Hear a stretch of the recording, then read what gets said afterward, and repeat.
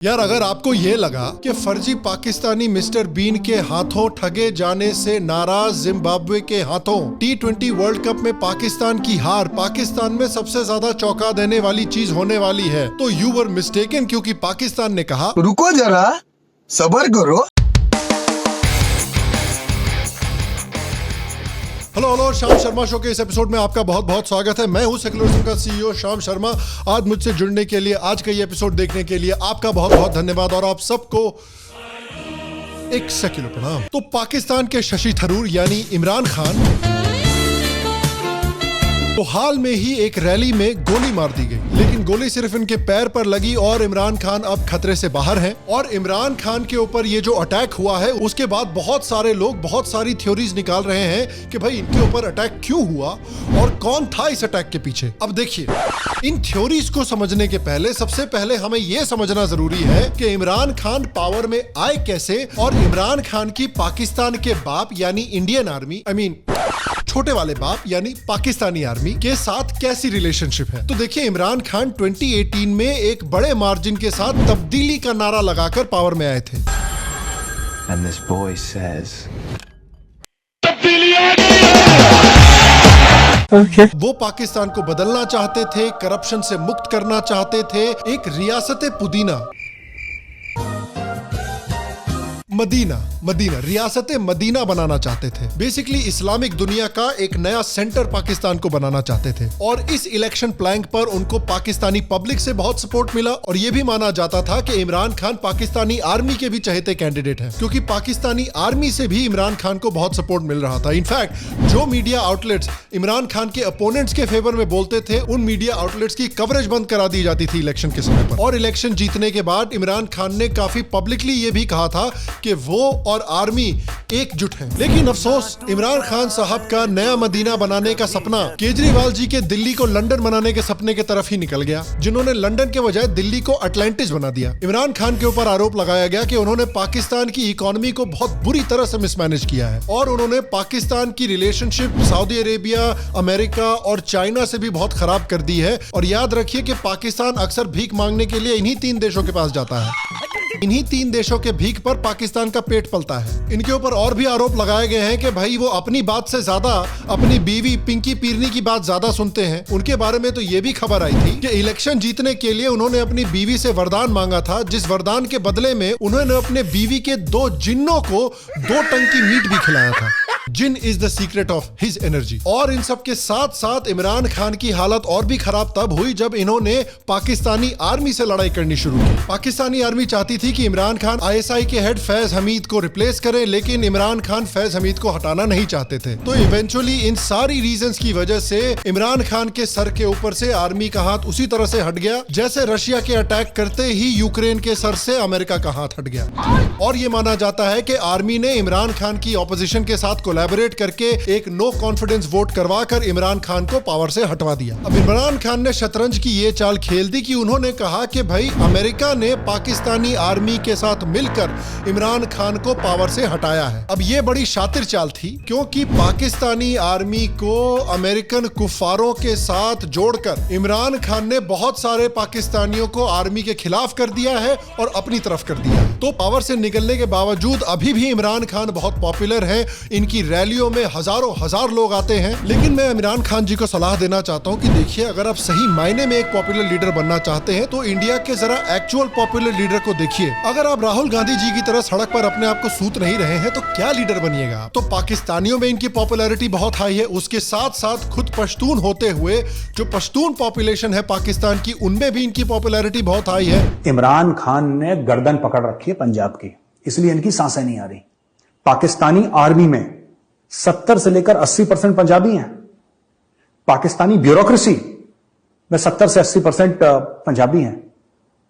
उनकी पॉपुलेशन 52% या 53% होगी, but they control everything. Punjabis control Pakistan. ऊपर से इमरान खान को इस बात का कॉन्फिडेंस है कि हाल में ही पाकिस्तान में जो बाई इलेक्शन हुए थे उसमें 8 में से 6 नेशनल असेंबली की सीटें इमरान खान की पार्टी ने जीती हैं। अब इस जीत के बाद इमरान खान जी और चौड़े हो गए। पाकिस्तानी आर्मी चीफ को जानवर बुला रहे हैं। पाकिस्तानी आर्मी चीफ जो अमेरिका से पैसे मांग रहा था उसका मजाक उड़ा रहे हैं। अगर ये बात ठीक है कि जनरल बाजवा टेलीफोन कर रहे हैं उनको, अमेरिकनों को, कि हमें मदद करे IMF के जरिए, इसका मतलब कि हम कमजोर होते जा रहे हैं। शायद वो इस बात से जलस हैं कि उनसे भी बड़ा भिखमंगा पाकिस्तान में कैसे पैदा हो गया, क्योंकि भाई साहब कुछ महीने पहले खुद भीख मांग रहे थे। हमारा सबसे बड़ा प्रॉब्लम यह है कि हमारे पास उतना पैसा नहीं है अपने मुल्क को चलाने के लिए, और जिसकी वजह से मैं कर्जे ले रहा हूं। लेकिन IMF ने कुछ और ही बोल दिया इनको। The IMF respond with a big fat no. It rejected the request simply because Pakistan already has debts to pay.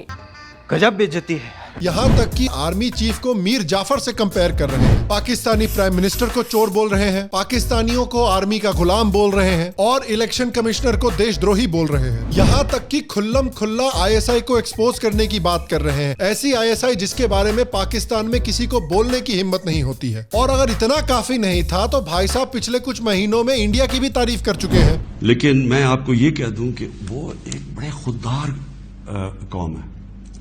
कभी किसी की जरूरत नहीं है कि वहां इस तरह की बात करें। किसी सुपर पावर की जरूरत नहीं है कि वहां ये भी तस्वर कर दें कि जनाब वो यही कह दें कि जनाब अपने फॉरेन रिलेशन में वो कहें जो हम कह रहे हैं। अब देख रहे हैं वो रूसियों से हालांकि सारी सैंक्शंस लगी हुई है, वो कह रहे जी हम तेल इंपोर्ट करते हैं, हमारे लोगों की बेहतरी है।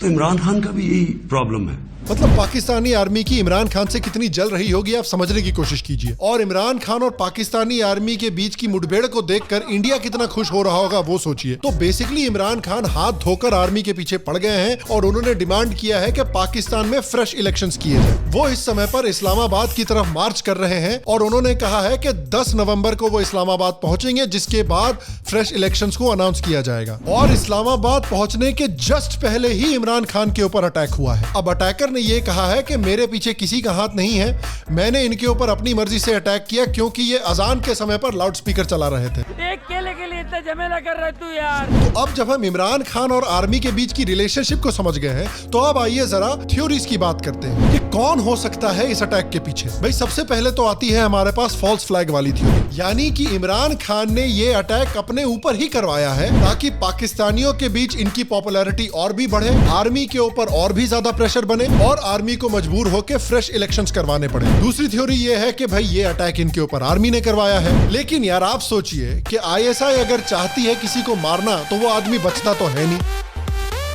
तो अगर आर्मी इमरान खान को मरवाना चाहती तो उनको जिंदा क्यों छोड़ती? और उसके ऊपर से आर्मी को भी पता है यार कि अगर हमने इमरान खान को मार दिया, पब्लिक ऐसे भी हमसे चिड़ी हुई है, पब्लिक ऐसे भी इमरान खान को सपोर्ट कर रही है, तो अगर इन्होंने इमरान खान को सही में मार दिया तो जो जन सैलाब उभरेगा आर्मी के खिलाफ उसको आर्मी कैसे हैंडल करेगी? तीसरी थ्योरी ये है कि आर्मी नहीं बल्कि जो गवर्नमेंट है उसने टारगेट किया है इमरान खान। लेकिन इस थ्योरी में भी ये प्रॉब्लम है कि अटैक हुआ है पंजाब में। पंजाब में इमरान खान की पार्टी कोलिशन गवर्नमेंट में है, यानी जो भी सिक्योरिटी का इंतजाम किया गया है वो इमरान खान की पार्टी ने किया है। तब ऐसे समय में गवर्नमेंट आपको कैसे टारगेट करेगी? चौथी थ्योरी ये है कि ये भाई एक आदमी ने बिना किसी के सपोर्ट के, बिना किसी के हाथ पे अपने आप एक लोन वुल्फ अटैक कर दिया है। तुम तो बड़े हैवी ड्राइवर है भाई। अब ये हो सकता है यार, इस देश में ऐसे भी बहुत सारे पागल भरे हुए हैं। सलमान तसीर को ब्लास्फेमी के नाम पर उन्हीं के बॉडीगार्ड ने मार डाला था। हाल में ही पाकिस्तान के करंट मिनिस्टर हैं एहसान इकबाल, उनको भी तहरीके लब्बाइक के एक आदमी ने गोली मार दी थी। और पांचवी थ्योरी ये है कि एक आतंकी ग्रुप ने ये अटैक करवाया है इमरान खान के ऊपर, क्योंकि आतंकी ग्रुप्स को भी पता है कि पाकिस्तान अभी बहुत अनस्टेबल सिचुएशन में है, आर्मी की पोजीशन बहुत कमजोर है। तो अगर ऐसे समय पर वो इमरान खान को मार देते हैं तो पाकिस्तान में सिविल वॉर जैसी सिचुएशन डेवलप हो सकती है, जहां पर एनार्की और कंफ्यूजन का फायदा उठाकर एक आतंकी ऑर्गेनाइजेशन कब्जा कर सकती है पाकिस्तान के ऊपर। अब देखिए इन थ्योरीज में से कौन सी थ्योरी सच है ये हमको शायद बाद में पता चले या शायद कभी पता चले ही ना, क्योंकि यार बेनजीर भुट्टो को जब मारा गया था तो उनके केस में तो कोई ट्रांसपेरेंसी से इन्वेस्टिगेशन तो की नहीं गई थी। तो इस केस का भी क्या हमको सही मायने में रिजल्ट आएगा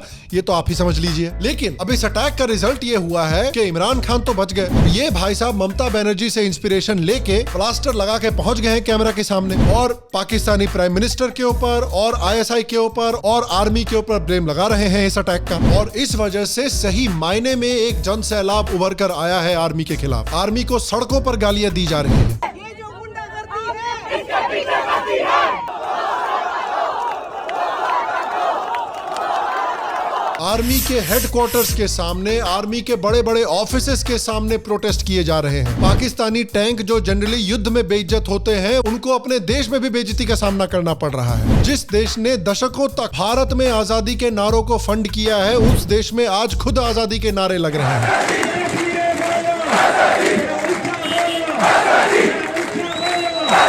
आप सोचिए आज उमर खालिद जेल में बैठ के कितना प्राउड फील कर रहा होगा। आर्मी और गवर्नमेंट की इतनी फटी पड़ी है और उनके ऊपर इतना प्रेशर है इस समय पर कि उन्होंने इनिशियली इमरान खान की किसी भी रैली के ऊपर बैन लगाया, लेकिन तुरंत पब्लिक प्रोटेस्ट के बाद उस बैन को हटा भी दिया। और आर्मी के ऊपर इस समय पर इतना प्रेशर है कि आईएसआई जो पब्लिकली आकर कभी भी बात नहीं करती है, उसको भी पब्लिकली आकर आर्मी को डिफेंड करना पड़ा। तो ऐसा लग रहा है कि कई सालों में पहली बार आर्मी के ऊपर सही मायने में प्रेशर बना हुआ है और पाकिस्तान की पब्लिक आर्मी से चिढ़ी पड़ी है। तो आगे जाकर क्या पॉसिबिलिटी है, क्या हो सकता है पाकिस्तान में? सबसे पहले हमें यह समझना पड़ेगा कि भैया इमरान खान क्या चाहता है। क्या इमरान खान पाकिस्तान में डेमोक्रेसी लाना चाहता है? अरे नहीं भैया, इमरान खान को डेमोक्रेसी में वैसे ही इंटरेस्ट है जैसे नेहरू जी को माउंटबेटन से दोस्ती करने में इंटरेस्ट था। जिस तरह नेहरू जी का इंटरेस्ट किसी और ही चीज में था, उसी तरह से इमरान खान का भी इंटरेस्ट किसी और ही चीज में है। देखिए भैया, इमरान खान को सिर्फ पावर चाहिए। भाई साहब का ग्रीनलैंड के साइज का ईगो है, उनको हमेशा स्टार रहने की आदत रही है और ऐसा ईगो वाला आदमी प्राइम मिनिस्टर बन गया और उसके बाद प्राइम मिनिस्टर की कुर्सी उसके हाथ से निकल गई, ये उससे झेला नहीं जा रहा है। तो अपनी ईगो की वजह से इमरान खान तो पीछे नहीं हटने वाला। उसके ऊपर से आर्मी के ऊपर ऐसा प्रेशर बना हुआ है कि अगर उन्होंने इमरान खान के सामने घुटने टेक दिए तो उनका जो डर बना हुआ है पब्लिक की आंखों में, वो डर हमेशा के लिए चला जाएगा। तो दोनों के बीच में एक बहुत बड़ी भिड़ंत होने वाली है बहुत ही जल्द। अब आर्मी इलेक्शंस अलाउ नहीं कर सकती क्योंकि वो ये अलाउ नहीं कर सकती कि उनका निकाला हुआ आदमी वापस पावर में आ जाए। इससे आर्मी की पावर खत्म हो जाएगी। और अगर आर्मी ने इमरान खान को रोकने की कोशिश की, फिर से एक मिलिट्री कू करने की कोशिश की, जो आर्मी कई बार पहले कर चुका है पाकिस्तान में, तो इस समय पब्लिक इतनी चिढ़ी हुई है आर्मी से कि हो सकता है एक सिविल वॉर जैसी सिचुएशन क्रिएट हो जाए अगर वो इमरान खान को हटाकर एक मिलिट्री कू करने की कोशिश करते हैं। तो बहुत इंटरेस्टिंग होगा कि आगे जाते हुए पाकिस्तान में क्या डेवलपमेंट होता है। अब ऐसे सिचुएशन में इंडिया को क्या करना चाहिए? देखिए, इस समय तो इंडिया को वेट एंड वॉच का गेम खेलना चाहिए। सिचुएशन अभी भी बहुत टेंटेटिव है, आगे कुछ भी हो सकता है पाकिस्तान में। सबसे पहले घबराना नहीं है। आर्मी भले ही अभी वीक पोजीशन में हो, लेकिन पाकिस्तानी आर्मी का एक दबदबा है पाकिस्तान में जिसको हिलाना बहुत मुश्किल है, क्योंकि पाकिस्तानी पब्लिक अभी भी आर्मी को इस तरह से देखती है कि भाई आर्मी ही है जो पाकिस्तान को काफिर हिंदुस्तान से बचाकर रख सकती है। देखिए भाई, इमरान खान और उसके पूरे देश को हमेशा से यही सिखाया गया है